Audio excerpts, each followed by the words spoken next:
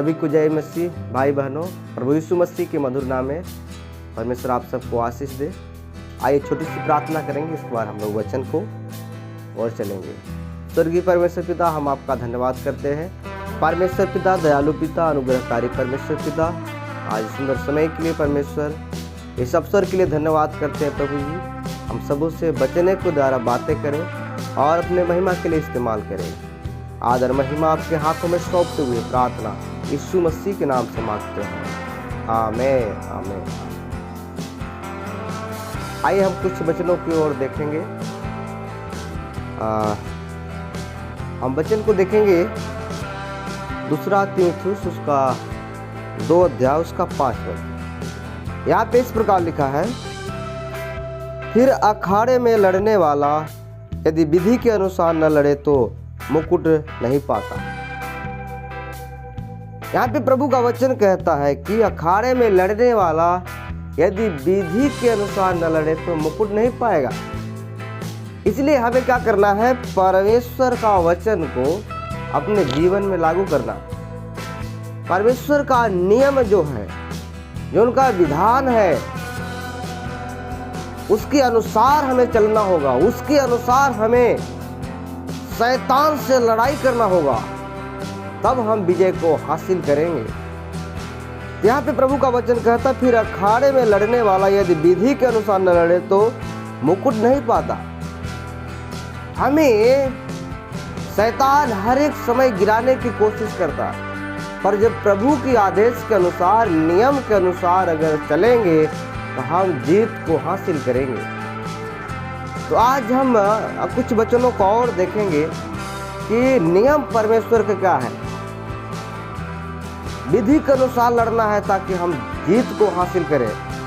तो हमें आज हम जो सिखाने जा रहे हैं वो है परमेश्वर का वचन, परमेश्वर के हथियार जो परमेश्वर हमें देता है। उस परमेश्वर के सारे हथियार को अपने जीवन में लागू करना है ताकि हम शैतान से लड़ सकें और उसके सामने खड़े रह सकें और उससे हम जीत पाए। तो आइए हम कुछ वचनों के और आगे चलेंगे। हम देखेंगे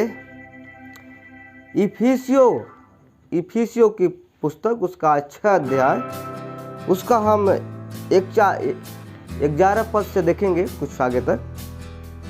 11 पद में इस प्रकार लिखा है, 11 और 12, परमेश्वर के सारे हथियार बांध लो कि तुम शैतान की युक्तियों के सामने खड़े रह सको।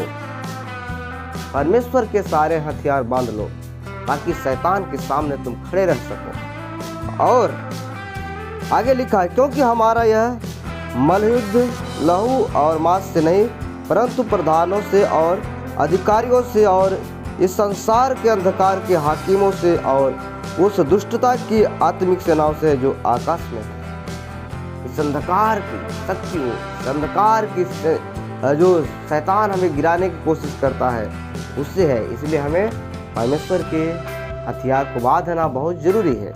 इसलिए हम परमेश्वर के हथियारों को कुछ हम बोल करके प्रार्थना करेंगे और इस हथियार को अगर आपके जीवन में है तो आप शैतान से लड़ पाएंगे और परमेश्वर आपको आशीष देगा। वो आप हर एक समय प्रभु की उपस्थिति में आगे बढ़ते जाएंगे।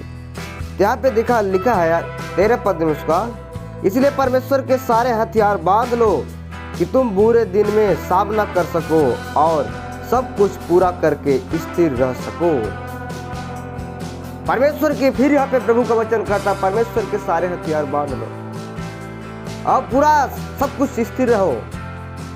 तो हथियार, हम पहला हथियार देखते हैं, इसलिए सत्य से अपनी कमर कसकर और धार्मिकता की झिलम पहनकर। सत्य, हमारे जीवन में सच्चाई होना बहुत जरूरी है। पहला, शैतान कई झूठ लेकर के आता है, कई माया दिखाकर हमें झूठ बोलवाना चाहता है, पर हमारे जीवन में सत्य होना चाहिए। आप सत्य बोलें, अगर सत्य बोलेंगे तो आपका जीत है। हमारे जीवन में सत्य होना चाहिए। आइए हम अगला हथियार देखेंगे।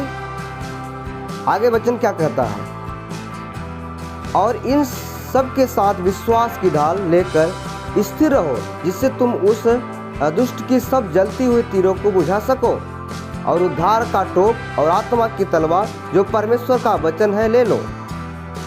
हर समय और हर प्रकार की आत्मा में प्रार्थना और विनती करते रहो।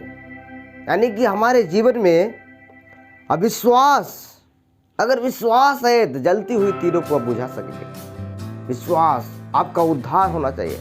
आपके जीवन में हर एक समय प्रार्थना होना चाहिए, तो आप हर एक समय आप शैतान से जीत पाओगे।